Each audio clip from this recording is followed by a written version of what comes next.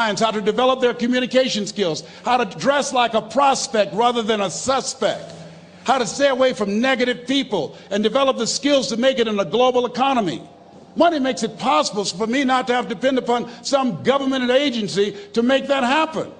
So as you look at yourselves, make it important that you find some way to use your talents and gifts to generate the income that allow you to control your destiny. I read something that said, either you control your destiny or someone else will. Here's the other thing. Repeat out to me, please. Take care of myself. Yeah, so you got to take care of yourself. I'm 63. I can do 140 push-ups nonstop after warming up.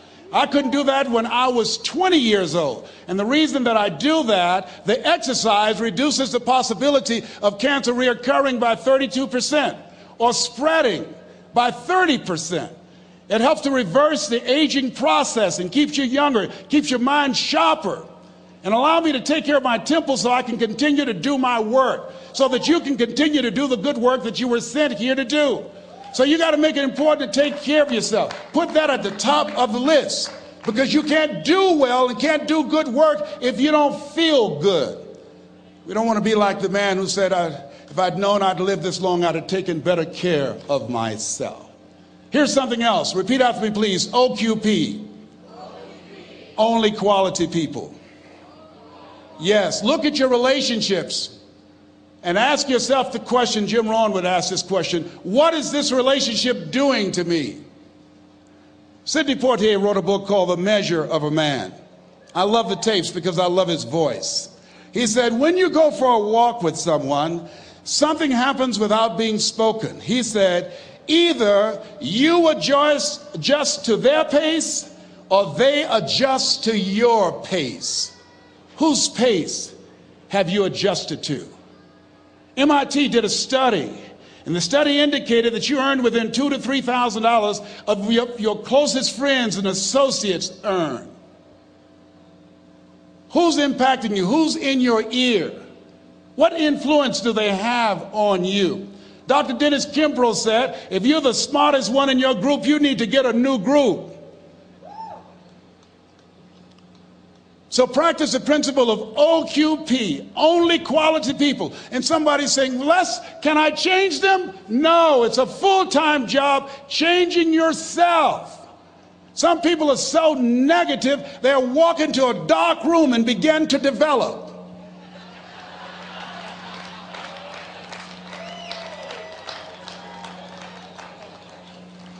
My family members and friends call me crazy for going to seminars, spending money on books and tapes and going to seminars. When are you going to stop going? I said, when I die. That's when I'll stop. When does a man or woman die? When their dreams die. When do we die? When we stop developing ourselves, expanding our minds, challenging ourselves, raising the bar on ourselves. The best thinking that I had at that point in my life had produced this life that I have.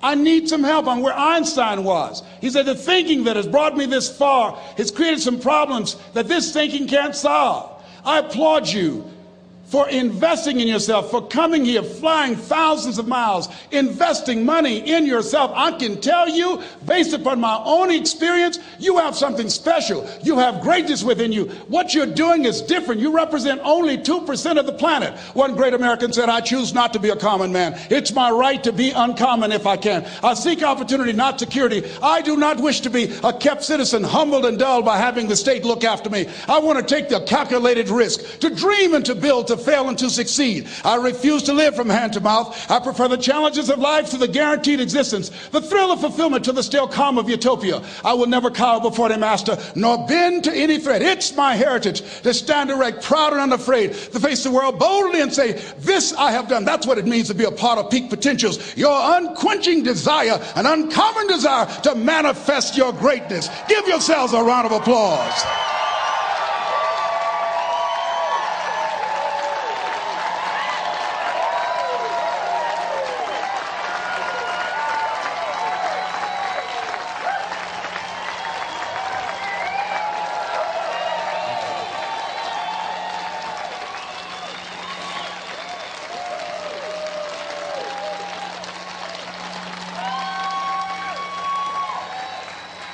Thank you.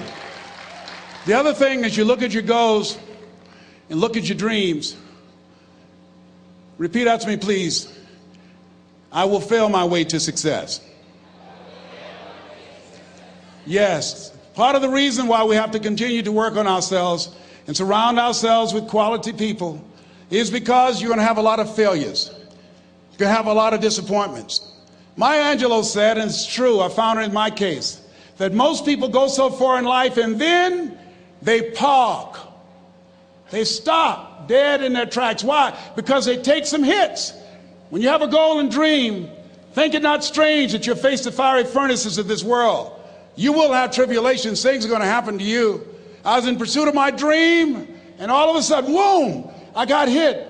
A person that I thought I would be with for the rest of my life, I thought was my soulmate. I went through a divorce. I was embarrassed. I was humiliated. How can I teach people how to live their dreams? And I wasn't able to make my marriage work. I questioned myself. I took another hit. My mother was diagnosed with breast cancer. Then I was diagnosed with prostate cancer. Then my best friend from the second grade, Alexander Wims, he was diagnosed with cancer of the liver. I took a hit, and life staggered me, and I parked. And I didn't turn on my emergency lights because I didn't want to call attention to myself. I didn't want anybody to come and say, hey, do you need a jump? No, I don't need a jump. I'm not out of gas. My battery is not dead. My heart is beating. I'm parked. Leave me be. I'm parked. I was in my comfort zone. I was doing just enough to get by. I was working on a job. They paid me just enough to keep me from quitting, and I worked just hard enough to keep from getting fired. How many know people like that? Blink your eyes if you understand what I'm talking about. I was parked. I knew I could do more. But when my mama died, it took something out of me. When I went through a divorce, it took something out of me. When my best friend died, it took something out of me. I parked. And somebody said that life is like an onion. You have to peel it one layer at a time. And sometimes you cry. Life's going to happen to you when you have a dream. You're going to get slapped around. And don't take it personal. Don't ask, why did this have to happen to me? Why not you? Who would you suggest? You want to give us some names, some email addresses? And don't tell everybody. 80% don't care, and 20% glad it's you. It's called life. Suck it up and move on. Get over it.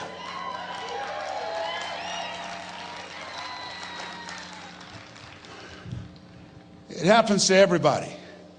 Here's the other thing is you look at your goals and look at your dreams. When you're going through some stuff, repeat out to me, please. When things go wrong, don't go with them. Yes, write that down. When things go wrong, don't go with them. When you're working on a business deal, you're counting on some money. Someone said you will get the loan, and it falls through. You have an event, and the people that you thought would be there and support you, they don't come through. Or someone turns against you, or you get ripped off. It's going to happen to you. Happened to me. Someone stole all my products. My database, over 180,000 names and addresses. It's not personal. It's going to happen to everybody. It does. 8 out of 10 millionaires have been financially bankrupt. Walt Disney had he filed bankruptcy 7 times and had 2 nervous breakdowns. It's called life. But I got a saying, when life knocks you down, try and land on your back, because if you can look up, you can get up. You've got the power in you to do that. You've got something special. You've got comeback power. Here's the other thing. Let us say together, it's possible. It's necessary. It's me. Yes, write that down. It's me. Take ownership for your life.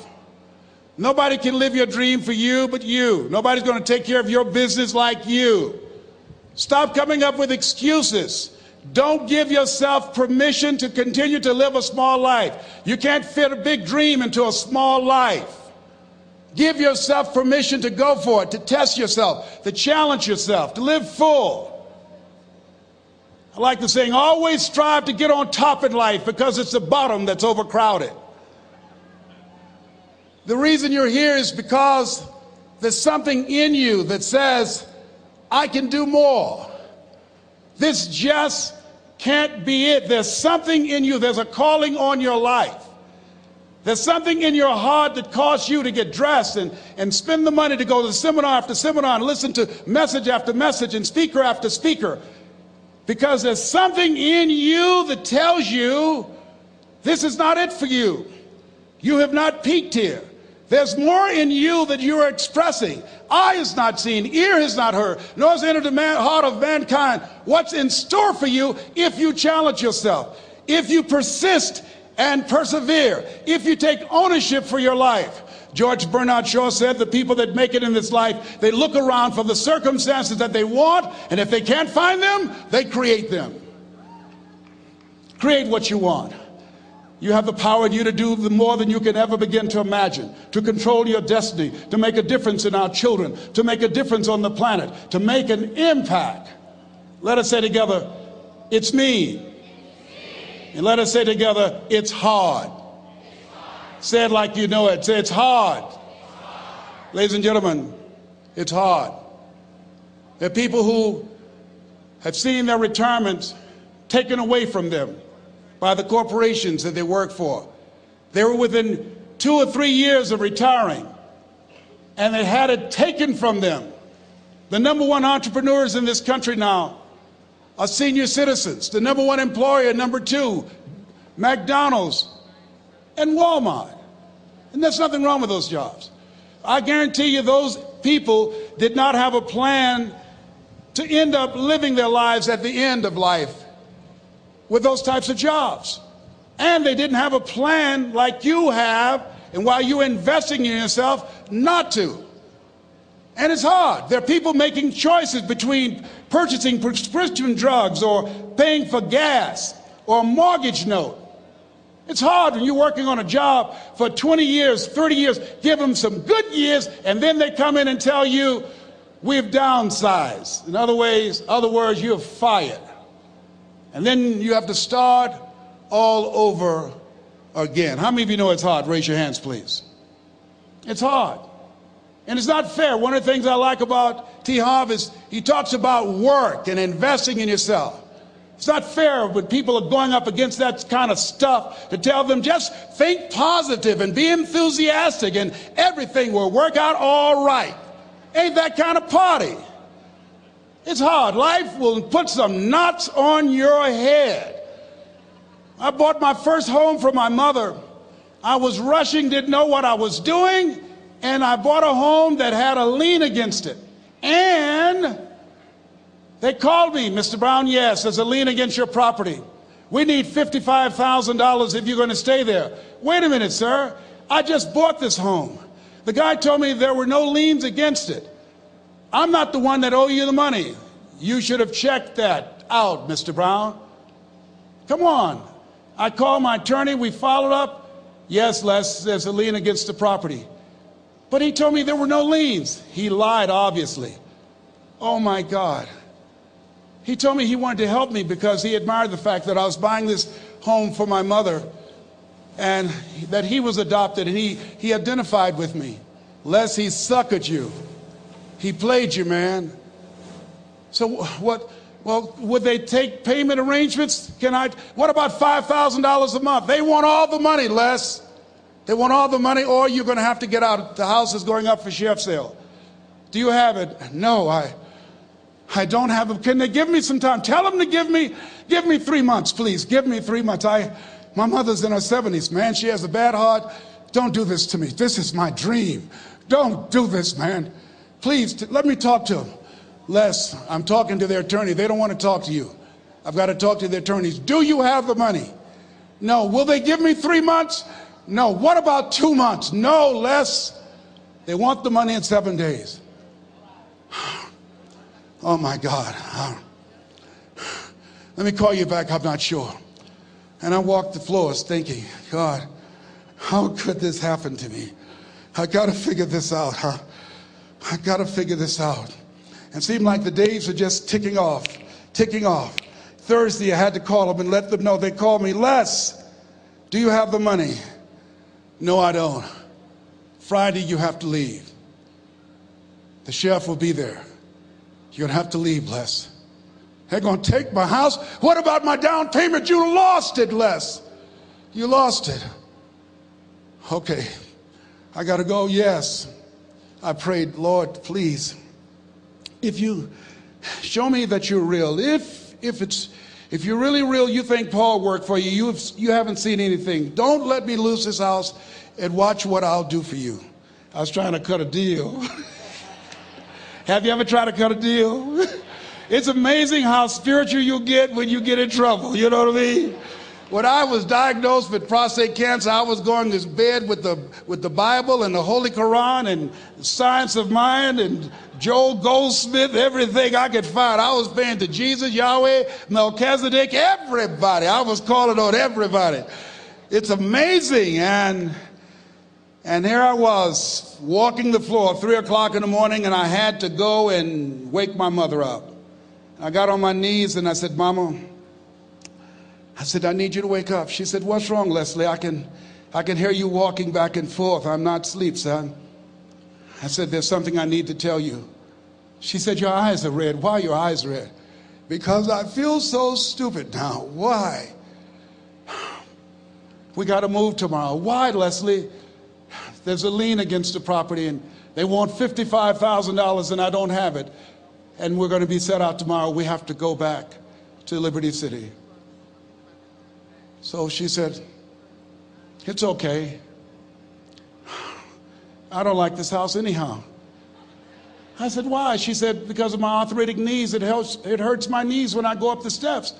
I said, and why didn't you tell me? Because you were so happy.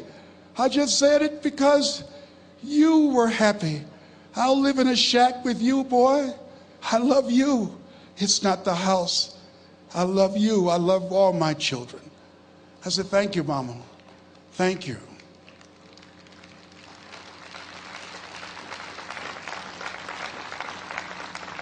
And the next day when we were in the truck going back to Liberty City and we pulled down 68th Terrace, the neighbors came out and said, whoa, Mamie, y'all coming back? Are you back? Yes. What happened to the home your boy bought for you? Those boys you adopted. Leslie didn't do a title search. He made a mistake. And boy, I was so humiliated. How many ever made a mistake that you were just humiliated? Raise your hands. I was devastated. I was taking the furniture off the truck, and my mother came, and I was crying. And she said, boy, I said, yes, ma'am. She said, hold your head up. I said, Mama, I can't. She said, hold your head up. I said, why? Look what I've done. She said, it's okay. It's okay. You are going to make a lot of mistakes in life, young man. You're going to fail your way to success. You have nothing to be ashamed of. Keep your head up and take that furniture back in the house. I said, yes, ma'am. And I learned something from that. If you ever go through something, hold your head up. If you ever make a mistake, hold your head up. If you ever do something and everything goes wrong, life catch you on the blind side, hold your head up. It's not over. Goethe said, that which does not kill you will make you stronger. Hold your head up. Shake someone's hand on your right and left and say, hold your head up.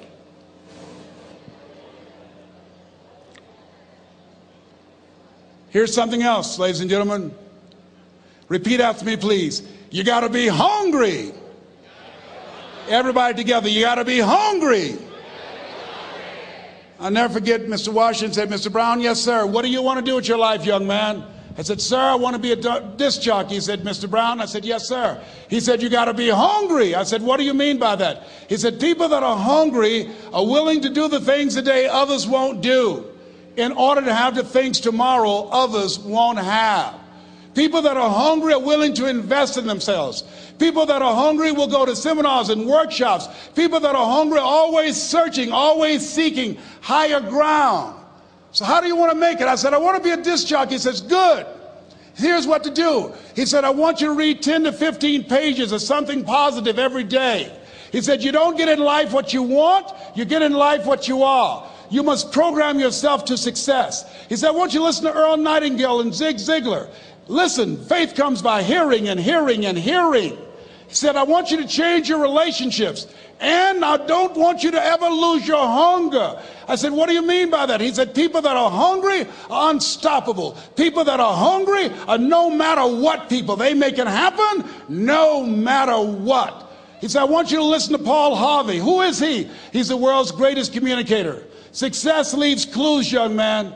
Always listen and follow people who are doing what it is you want to do at the level you want to do it and learn from them. I told T. Hobb when we were standing by the stage, I said, hey man, I want to work more with you. I want you to coach me. I want to learn from you. See, I found you're never too old to learn and you're never too young to teach. Always have a thirst for learning. So I listened to Paul Harvey every day on the radio.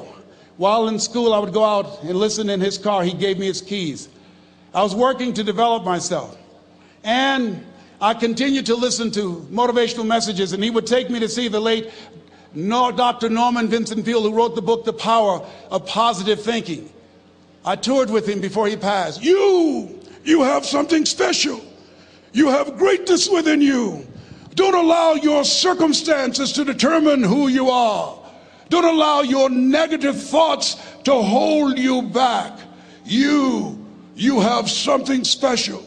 You can do more than you can ever begin to imagine.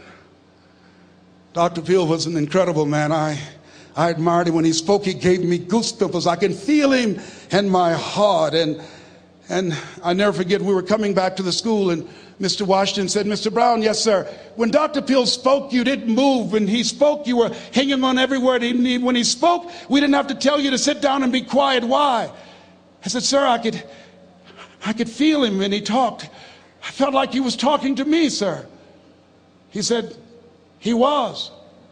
I said, but he doesn't know me, but he was speaking to you. Did you feel him in your heart? I said, yes, sir. He said, most people feel him in their head. If you felt him in your heart, he said, listen to him, son. Follow him, learn from him. And I would go to seminars and workshops. Anywhere I would find where Dr. Peale was, I would be in the audience. I would drive 200 and 300 miles just to hear him speak. And my dream and vision was to share the stage with him. I thought about it. What is your goal? What is your vision? I want you to hold it in mind. There's some power in that.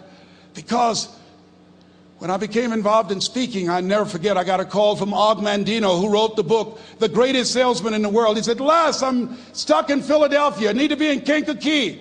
Dr. Norman Vincent Peale is appearing. I can't make it. I heard you're in Chicago. I said, yes, I am. Can you go and open for me? I said, yes, man. Oh, my God. Dr. Peale, I said, yes, I'd love to do it.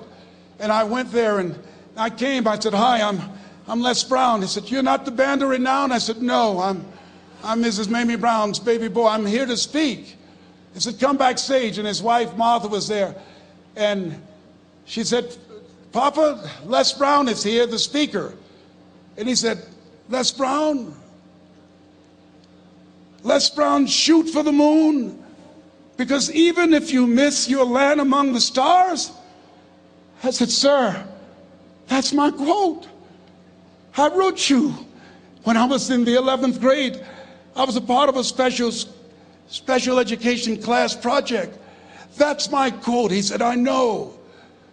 I end all my speeches with that quote.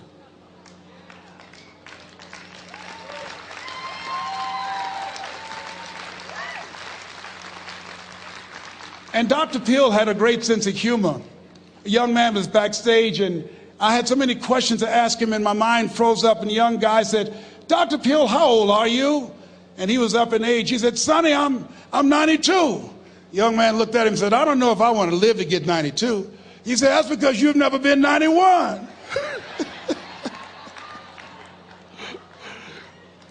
So I did the things that Mr. Washington suggested. I listened to motivational tapes on a regular basis. I would go to seminars and workshops whenever Zig Ziglar and Dr. Dennis Waitley and Jim Rohn would come to town. And I said, sir, what do you want me to do now? He said, Mr. Brown, I've given you everything that I can give you. He said, develop your mind, put your money where your mouth is, continue to learn how to be an effective communicator, because once you open your mouth, you tell the world who you are. And always surround yourself with OQP, only quality people. So I went to apply for a job on Miami Beach. WMBM radio station. Milton Butterball Smith was the program director. Hello, Mr. Butterball. How are you, sir? My name is Les Brown, sir. I'd like to be a disc jockey. He said, young man, you have any journalism in your background? I said, oh, no, sir, I don't. You have any experience in broadcasting? I said, no, sir, but I practice all the time, sir. Let me audition for you, sir. Let me show you how good I am. All I need is a shot, sir. He says, no, we don't have any job for you. How many ever been rejected? Raise your hands, please.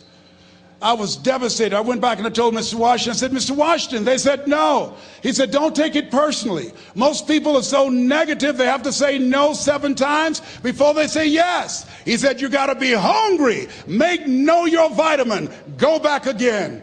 I said, yes, sir. Hello, Mr. Butterball.